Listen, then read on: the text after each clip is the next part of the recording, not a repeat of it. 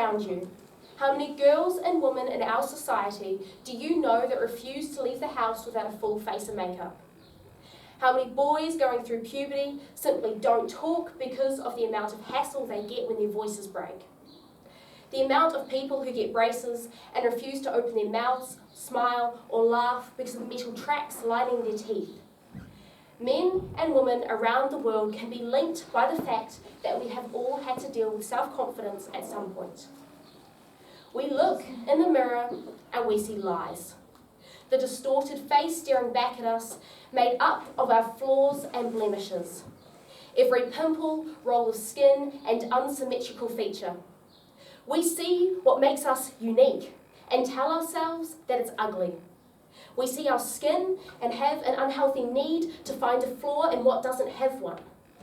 Whether it's a mole that yells cancer or a wrinkle that screams old. We hunt for problems in ourselves with an unrelenting hunger.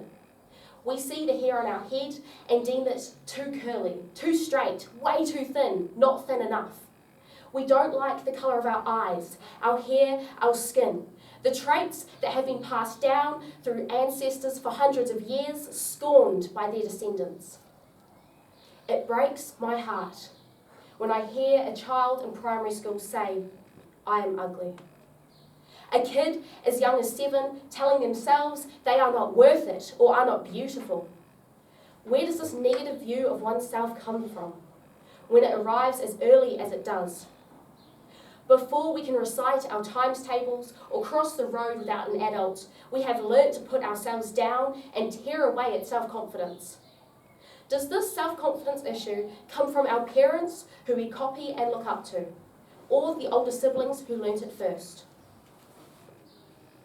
Once upon a time, a beautiful baby girl was born to loving parents who supported, nurtured, and cared for her.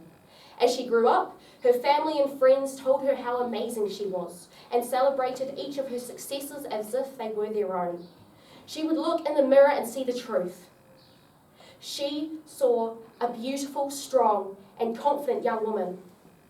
However, when she leaves the safe arms of her family and a person she loves thrusts words of pain upon her meant to tear her down and shred her confidence, she starts to look at herself differently.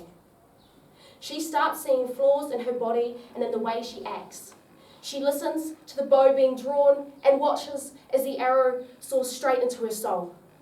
She starts to believe what is being said. She agrees with them. She thinks she does deserve what is happening. She does deserve to be treated in a way of abuse and neglect. The arrow has struck home, because it doesn't take long, but the girl is no longer seeing the truth. She looks in a mirror and sees the unfamiliar face of someone who is forced to be ugly and weak. Throughout history, there have been circumstances that no person should have to go through. Situations that have caused PTSD, anxiety, depression, and a huge lack of self-esteem.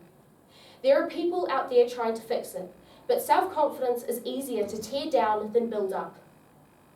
Issues with self-esteem are starting to develop earlier and earlier. High levels of stress and anxiety encourage low self-esteem. Today's teenagers are reaching levels of stress and anxiety that in the past sent people to mental asylums. 75% of girls with low self-esteem reported engaging in negative activities like cutting, bullying, smoking, drinking, or disordered eating. This compares to 25% of girls with high self-esteem. About 20% of teens will experience depression before they reach adulthood, and 7 in 10 girls believe that they are not good enough or don't measure up in some way, including their looks, performance in school, and relationships with friends or family members. These statistics reveal that the teenage years are the make or break of the rest of our lives.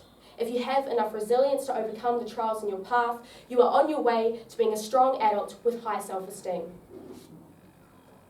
Self-confidence for children and teens is extremely important.